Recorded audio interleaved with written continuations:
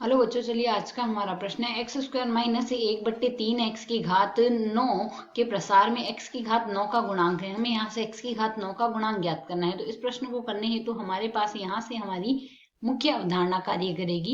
यदि हमें यहाँ से प्रसार के रूप में पद दिया गया है a प्लस बी की घात n में, तो यहाँ से इसका जो आरवा पद होता है वह टी आर प्लस 1 के रूप में लिखा जाता है। वह आता है हमारे पास एन सी आर।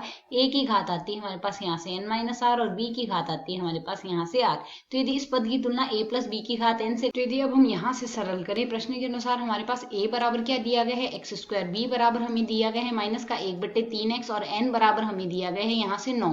तो यदि हम यहाँ से देखें एक्स की घात 9 का गुणांक देखना है, तो एक्स की घात जब 9 होगी तो टी आर प्लस 1 का मान हमारे पास सबसे पहले सरल कर देते हैं। यह आएगा 9 सी आर और a के स्थान पर लिख देंगे एक्स स्क्वायर की घात आ रही है हमारे पास 9 माइनस आर और यहाँ से माइनस का 1/3 एक्स की घात आ रही है हमारे पास यहाँ से आर। इसे यदि हम सरल कर लेते हैं तो 9 सी आर एक्स की घात हमारे पास क्या बन जाएगी यहाँ से 18 माइनस का 2 आर हो जाएगी और यहाँ से यदि सरल करेंगे एक्स की घात माइनस का आर होगी, उसे हम ऊपर भेज देंगे।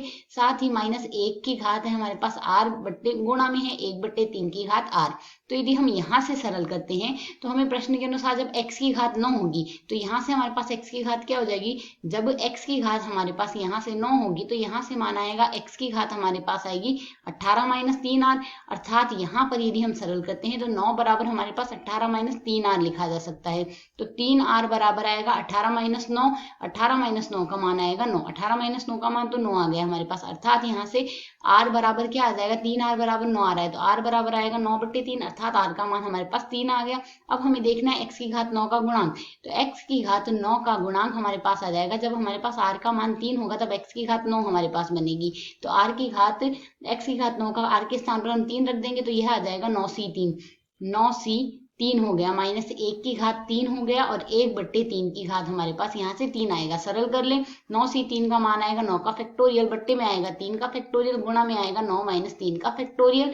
माइनस 1 की घात 3 को हम माइनस का 1 लिख सकते हैं और गुणा में आएगा 1/3 की घात 3, अर्थात हमारे पास 27 मान आ जाएगा। इसे हम सरल कर लें तो यहाँ से प्रसार करें तो यह मान आएगा 9 गुणा में 8 गुणा में 7 गुणा में 6 का फैक्टोरियल। बट्टे में मान आ रहा है हमारे पास, यहाँ से 3 के फैक्टोरियल को लिख सकते हैं 6 और गुणा में 6 का फैक्टोरियल आएगा। साथ ही हमारे पास यहाँ से 27 आएगा। जैसा कि हम यहाँ से देख सकते हैं 6 का फैक्टोरियल 6 के फैक्टोरियल से कट जाएगा।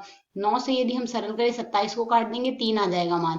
और यदि हम आगे सरल करें 8 7 यहाँ से हमारे पास बनेगा, यह तो आ जाएगा 2 के पहाड़े से काटेंगे यह आएगा 4 और यहाँ से यदि सरल करते हैं यह आएगा हमारे पास 3। तो 4 3 हमारे पास 4 गुणा 7 हमारे पास आएगा 28, बट्टे में 3 गुणा 3 आएगा हमारे पास यहाँ से 9।